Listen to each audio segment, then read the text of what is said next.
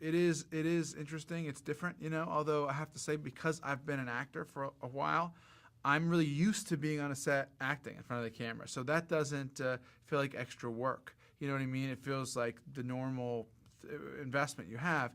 The problem is that the time you take to think about your performance and what you're going to do just takes away from the amount of time you have to think about what you're going to do as a director. So the big problem is just those two jobs fighting over time, and you only have a limited amount because, as they say, time is money. Sometimes you're sort of peripherally aware of stuff that's going on when you're acting in a scene.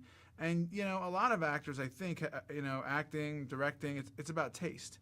Feeling as though the scene is working or the scene isn't working, or liking what's going on with the extras. And a lot of actors will, have the instincts about that. So it's not uncommon to have those kinds of, sensory perceptions while you're working on a movie.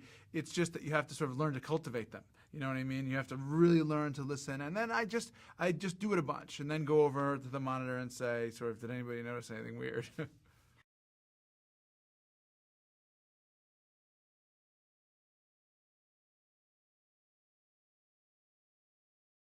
Obviously want to have the best actors possible, but I also wanted people that I could make look just like the real people, because I wanted that correlation, that similarity with a true story, to show people that in fact this is real, it really happened. And so that when they're in a magazine or in a book or at a picture at the end of the movie, you could be kind of struck by the similarities.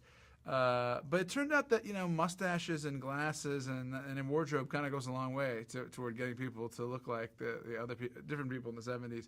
And so what I did that I think was helpful was I made them all live in this on the set in the house that we have dressed as their ambassador's residence in Tehran, and we put the period movies in, period magazines and books, and their wardrobe.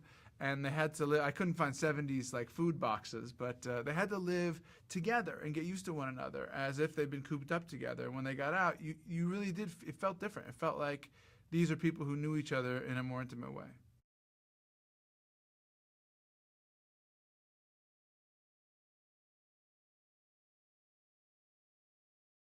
When you say a movie is based on true events, particularly a movie where it's as outrageous as this one, and extraordinary with a thriller and a comedy and a CIA story and all this stuff, you have a responsibility to stay close to the truth. When you tell the audience this is a true story, you have to make it as true as you possibly can. So I kept the spine and the heart of the story is absolutely true. These Americans escaped from the embassy when it was taken over. They stayed with the Canadians.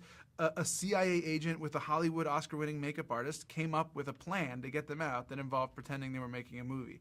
That's all real. John Chambers, the makeup artist that was friends with Tony Mendez, an absolutely real guy. He also looks almost exactly like John Goodman, and he won the first Oscar for makeup. He did Planet of the Apes. He was the head of makeup for Warner Brothers, but he also had his secret compartment makeup drawer with a lock on it. Is where he kept all the CIA disguises. The masks that got people out of snuck people out of Southeast Asia and that kind of thing. So that was really true. The Alan Arkin character is a bit of a composite, and we made him a little bit more of a sort of old, famous, worldly producer. The real guy, Seidel, was a little bit less, had a little bit less interesting history. And I thought Alan, to play that, you would get an even better sense into Hollywood, both the part that you kind of roll your eyes at and the part that's really interesting.